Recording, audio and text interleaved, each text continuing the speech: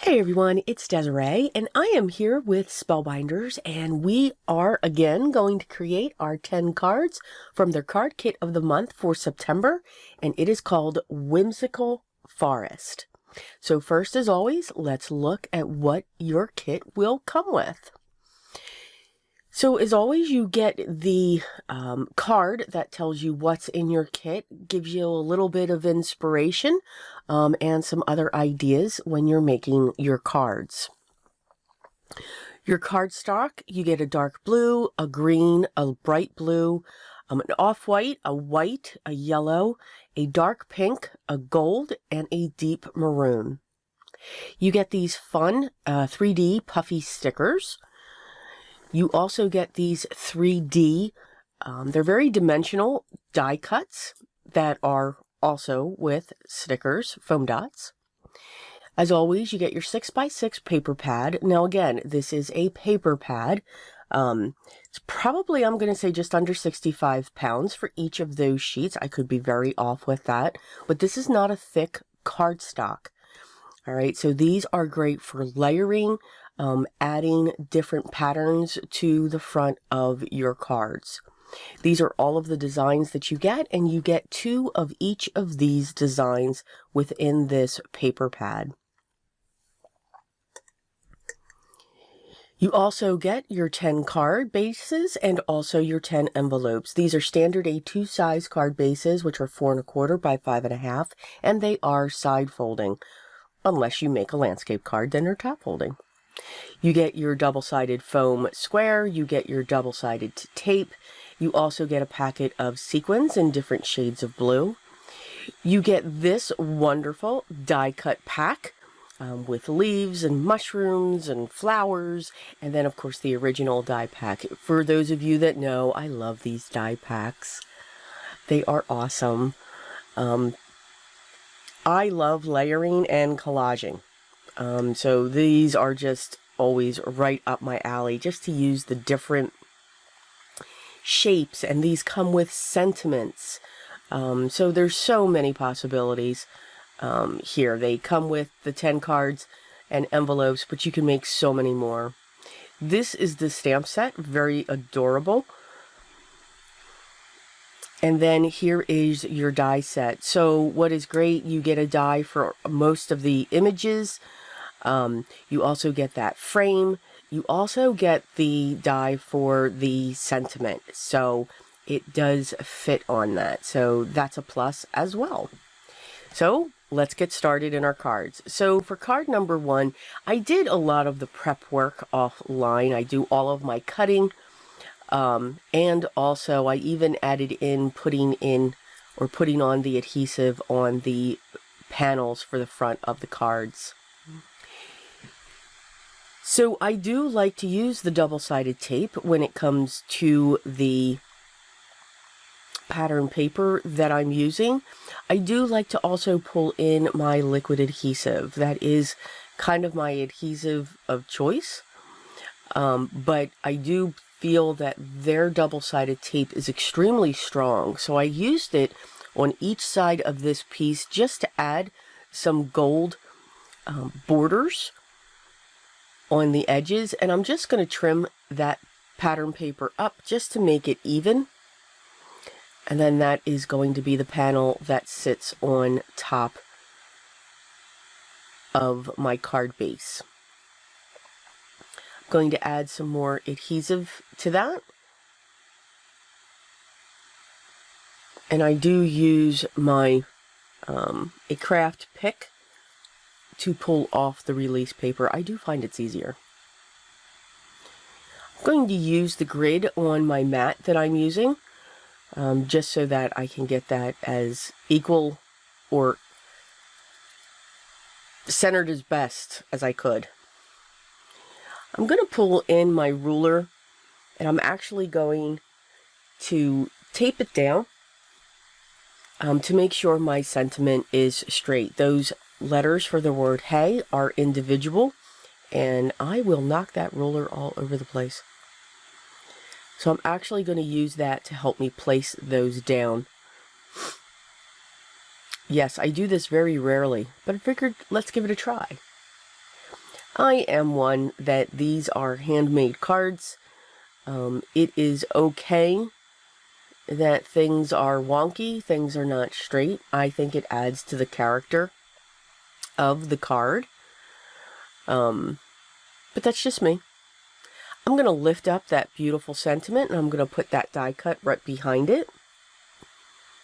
I'm going to add some foam squares to the back of this image here, just to give it some dimension. Here's where I'm thinking, obviously.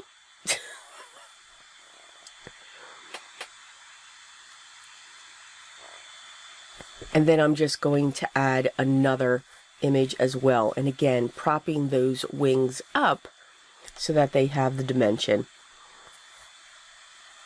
I do like the look of threes. So I have the one image by Beautiful, and then I have the two, I think they're moths. Moths, butterflies, whichever. To balance that out. For our next card, same thing, always going to start off with my pattern papers.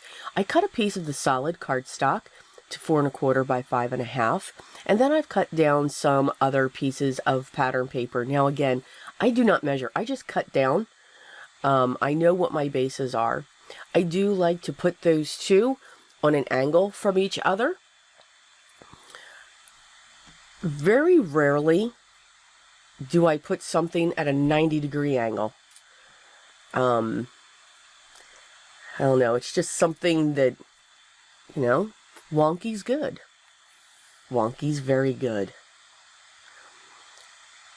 So I'm going to choose, or I'm going to place down my sentiments, and I'm going to put those along the wood piece, and then I added one of those 3-dimensional images. Again, going to place down my background, which was cut to be 4 by 5 1/4 so that I could have that slight white border. I'm going to use this one die cut. Now this one die cut you can break up into different layers, and that's what I'm going to do with this one. Now I put a little bit of tear into it, but that's okay. I just added a little bit of glue and smoothed it out, and it will be fine. So I'm going to break apart this die cut, and then I'll add the dimension using the double-sided foam squares from the kit. I do want the background to come through so that it looks like there's different frames going down. If I keep it together, that would be fine as well. If I put a backing on it, then it would look like a Polaroid piece, which would have been cool as well. I'm going to let this have the angle, so the bottom will be raised and then the top will be actually adhered down directly onto the card base panel. For the next layer, I'm going to completely prop that up, and then also the sentiment group. I'll be propping that up as well.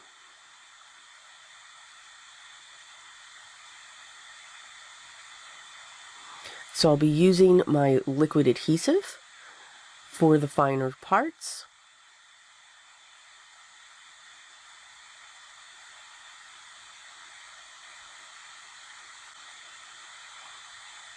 And then this one will set the stage. So I'm going to set that on an angle. And then I'll remove the release paper from the next layer. And then just put that a little bit at an angle, and then set down the sentiment inside.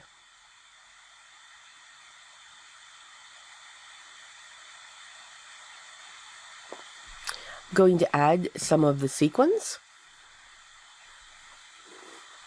And I'm using my wax pencil. Now, what I have attached to my wax pencil is a colored pencil extender. What's really nice about these is colored pencils in general are different sizes sometimes, depending upon the sets. So this will fit both types, you know, the thinner ones to the thicker ones. So like the Spectrum Noir colored pencils are thicker. They're rounder, meaning bigger. I'm not quite sure what I'm trying to say there. Where the Prismacolors are skinnier barrels. So I just added that because I can continue to use it then. So for the next card, really quick, I grabbed one of the dies and it's the cloud. And I just did a lot of those cuts from the white cardstock. I'm using one of those dimensional cardstocks, stickers, and I'm just adding more clouds. No coloring,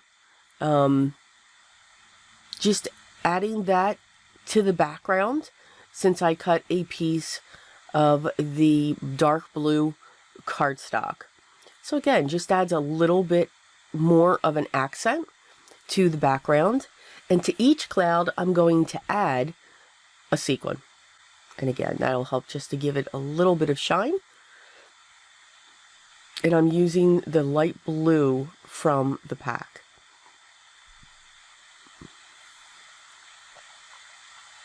And that's that card. So here's where we really get into some layering. Now, each of those pieces have been hit with the vintage photo, of course. So I took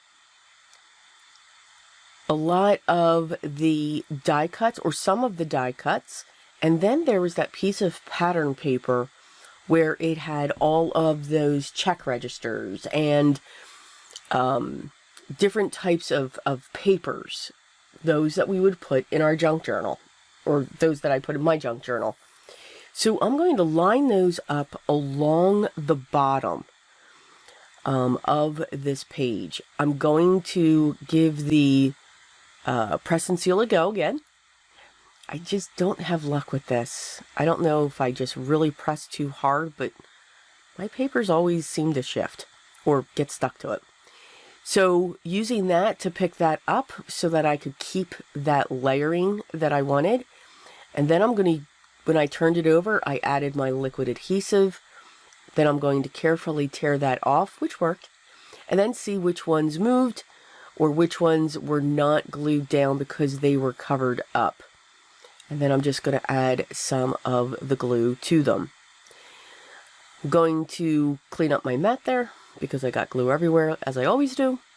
And I'm going to grab my large scissors and I'm going to cut the excess away eventually. Now I'm using that press and seal, so again, I've got glue on the bottom. I just don't want it to get all over my mat. So I'm going to continue to build the image. So up off of them, I grabbed all of the tickets. And now I'm going to layer those around my piece as well. And then I'm just going to tuck that through there. And I'm using my scissors from Fun Stamper's Journey with Spellbinders. They have a wonderful blade, and they do not get sticky. They are sticky resistant. So they work really, really well. On to our next card. Again, I'm going to use a piece of solid cardstock for my base. And now I'm going to layer some of the pattern papers onto this front. So between the two pieces of paper, I took this one pattern paper and just cut it slightly shorter, going from side to side. And then my center panel will straddle over them. So that yellow piece of cardstock will give it a border, like we do with our mirror cardstocks. I grabbed the tags for this, and I'm going to adhere the one down using my liquid adhesive, and then I'm going to use the foam squares for the smaller tag. Going to set that in place along the top, matching up the circles. And then I have this, it's like a piece of note card. I hit that with some vintage photo just to make it stand out again, to give it that frame, because the colors were very similar that it was going to sit on, that other tag. So I didn't want it to be lost. I grabbed the brightness of the kite and the pinwheel, the little spinny thing. I remember those. And I'm going to add some sequins just to add some sparkle. So I'm going to create a design down in the bottom corner of the piece of paper, and then I will put one in the center of each of the kite and the pinwheel. A lot of times I get people asking me, after I put a sequin down, I usually wipe the tip of my wax pencil or I rub it on my hand.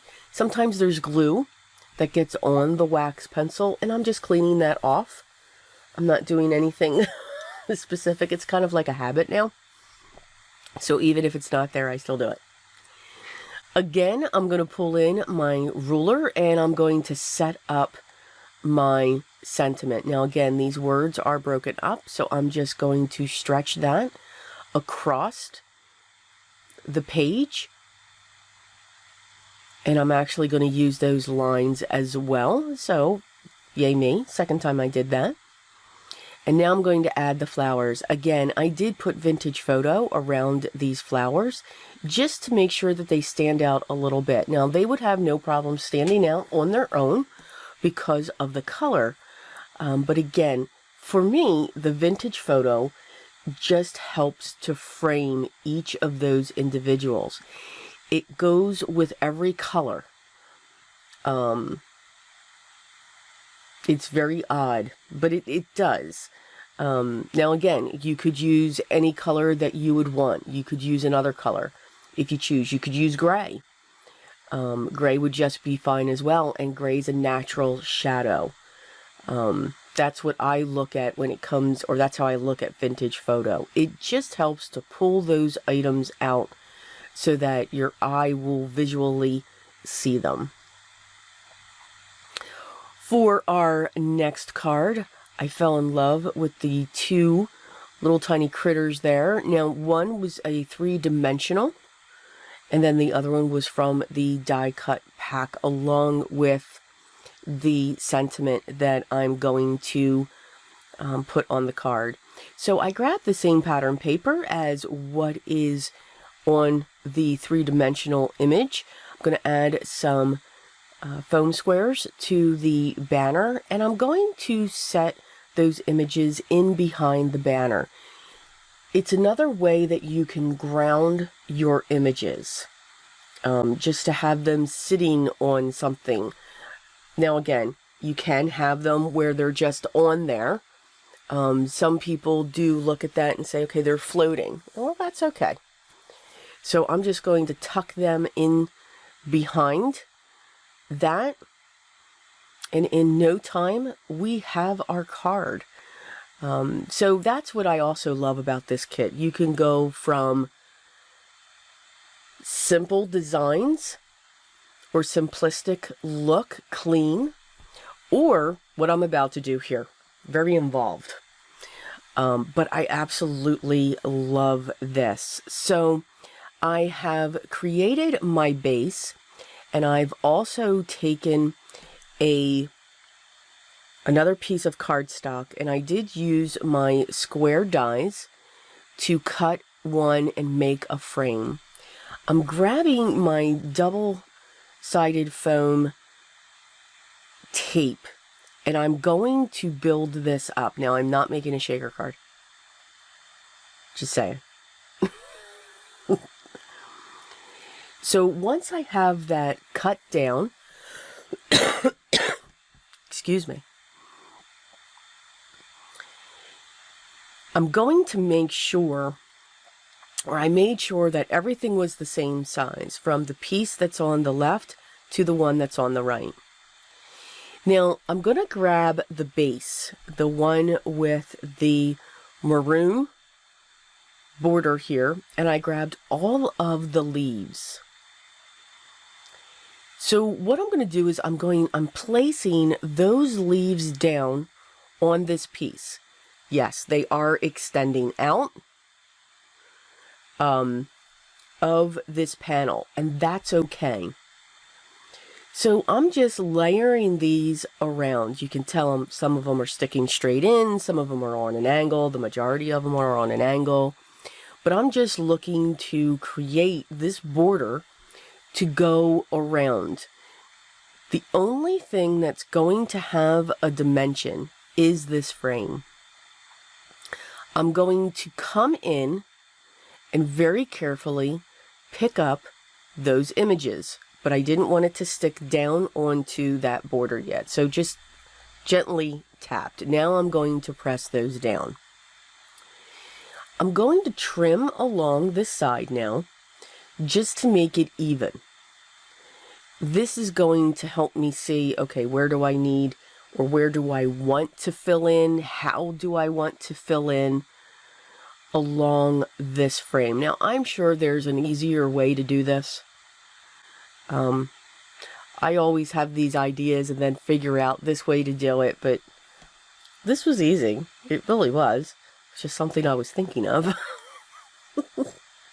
I'm going to use my liquid adhesive on the pieces that I just adhered to the border, and then I'm going to go right down onto that grayish cream color cardstock. So now I'm going to fill in with my other ones, knowing that I'm not able to put it underneath the double-sided foam tape, but that's okay. I'm just going to cut on a straight edge so that I can just lean it right up to that tape's edge, just to fill in the gaps that I have. So I wanted a continuous border of all of the leaves.